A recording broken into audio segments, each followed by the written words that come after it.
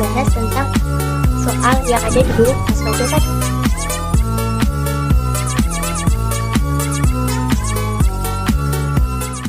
Assalamualaikum warahmatullahi wabarakatuh. Sebelumnya perkenalkan, nama saya Lailatul Nurjana dengan NIM 2410017 dari Buku Pendidikan Matematika semester 2.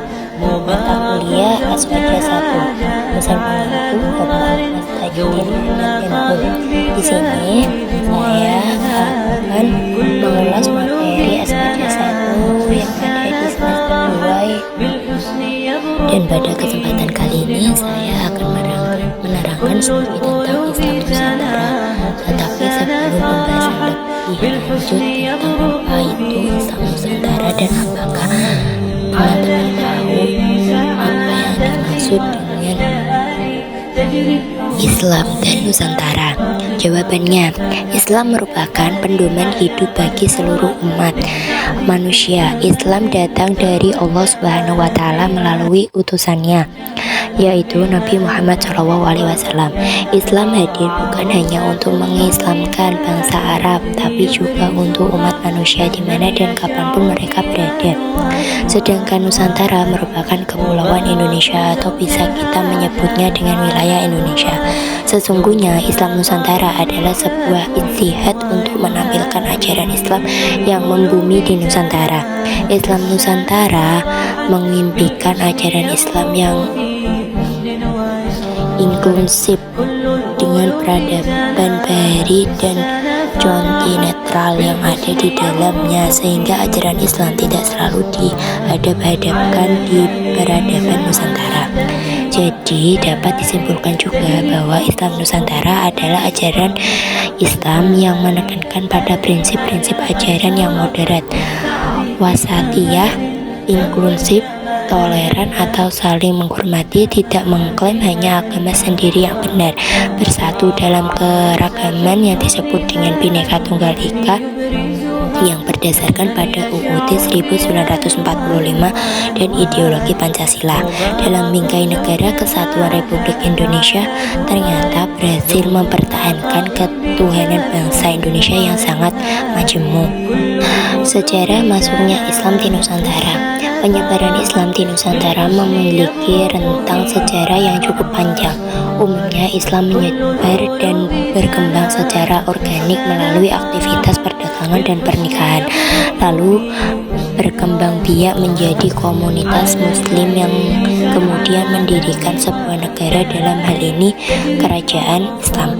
Pada umumnya kedatangan Islam dan cara menyebarkannya pada golongan bangsawan atau rakyat umum dilakukan dengan cara damai melalui perdagangan sebagai sarana dakwah oleh para mubalik atau orang-orang alim. Terkadang-kadang golongan para bangsawan menjadikan Islam sebagai alat politik untuk mempertahankan atau mencapai kedudukannya, terutama dalam mewujudkan suatu kerajaan Islam. Kedatangan Islam di berbagai daerah di Indonesia itu tidak hadir secara bersamaan.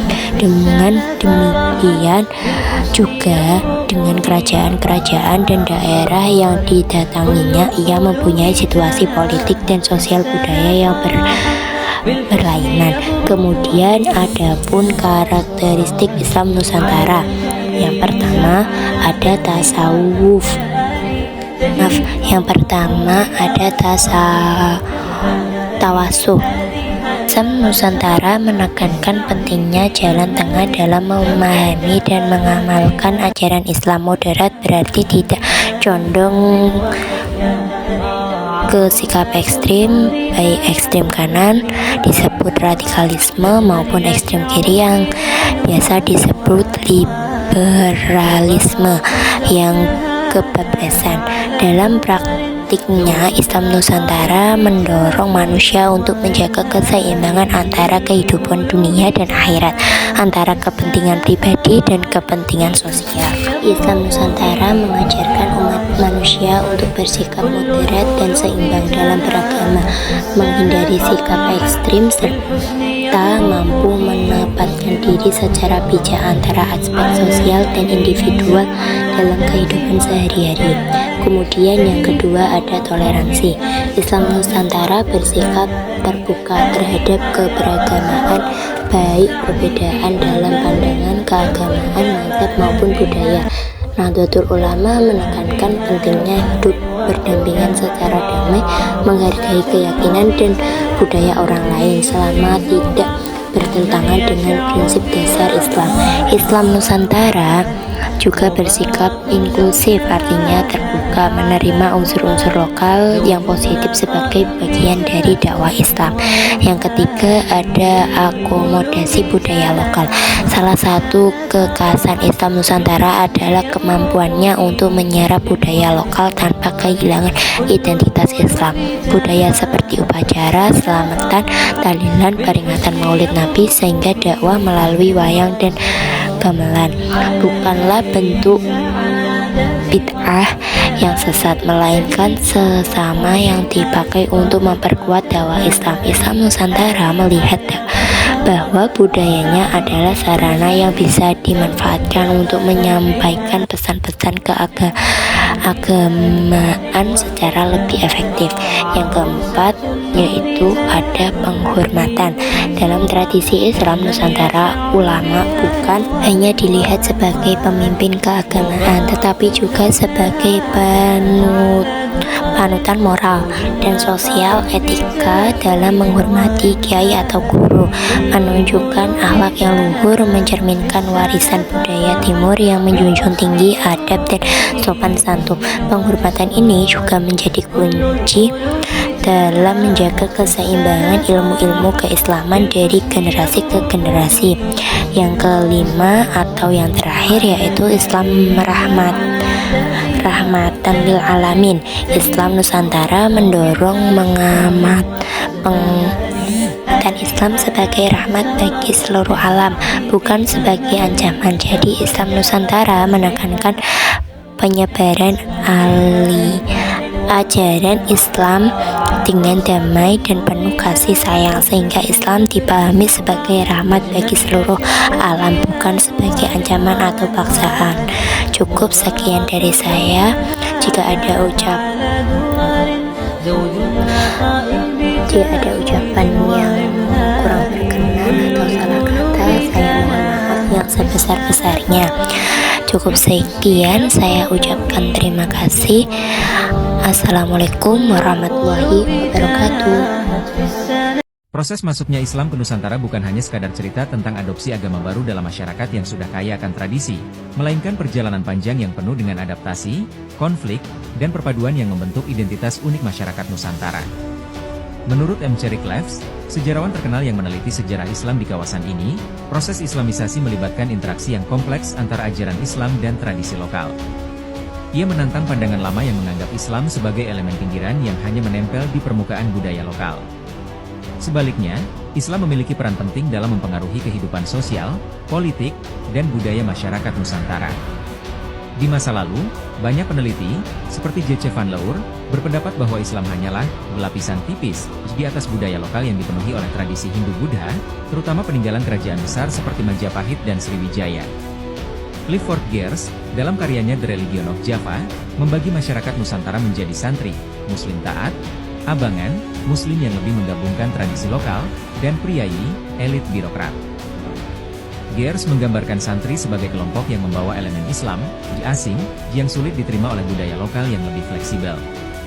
Namun, Rickleff menilai pandangan ini terlalu menyederhanakan kompleksitas sejarah Nusantara. Peneliti Indonesia seperti Profesor Aziumardi Azra mendukung pandangan yang mengakui peran sentral Islam dalam sejarah Nusantara. Azra, dalam penelitiannya tentang jaringan ulama dan pengaruh Islam dari Timur Tengah, menekankan bahwa proses Islamisasi di Nusantara jauh lebih dalam daripada yang diasumsikan sebelumnya. Islamisasi bukan hanya datang melalui perdagangan dan dakwah, tetapi juga melalui pembentukan pusat-pusat pendidikan seperti pesantren yang menjadi tempat pengajaran agama dan budaya lokal. Azra menegaskan bahwa Islam di Nusantara berkembang dengan cara yang unik, membentuk identitas yang berbeda dari Islam di tempat lain.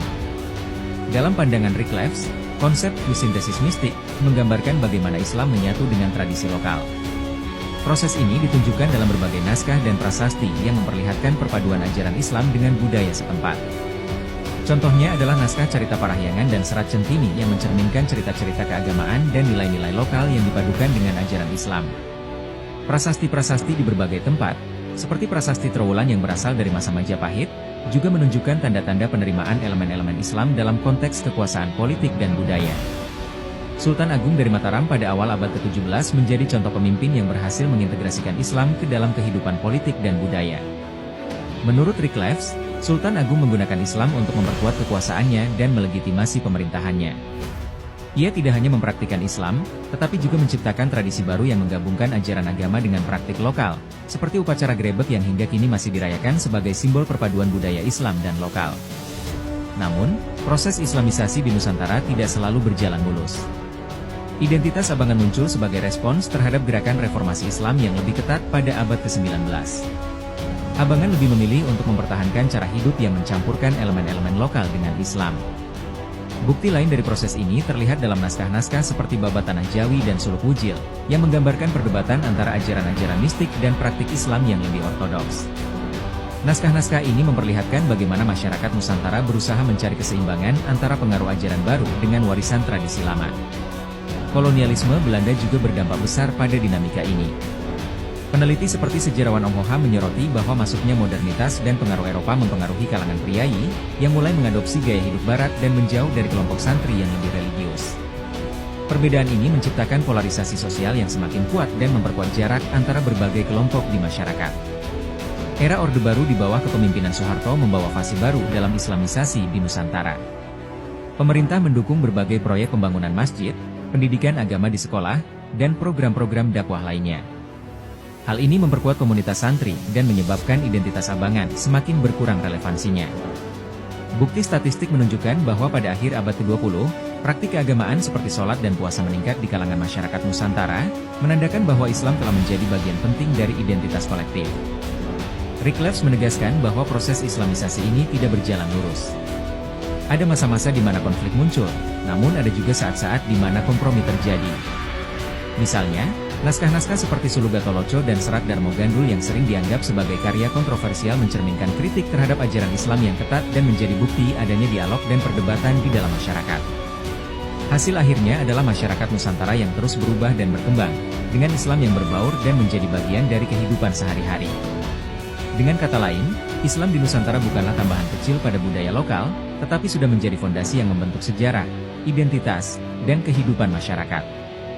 Pemahaman lama yang menganggap Islam sebagai elemen pinggiran kini tergantikan oleh pandangan baru yang melihat Islam sebagai kekuatan utama yang telah membentuk masyarakat Nusantara sejak dahulu hingga sekarang. Bukti-bukti naskah, prasasti, dan penelitian modern menegaskan bahwa perpaduan ini menciptakan warisan budaya yang kaya dan kompleks. Sudah berapa kali ku bilang kalau videonya udah selesai. Lah udah selesai. Bye bye sepuh.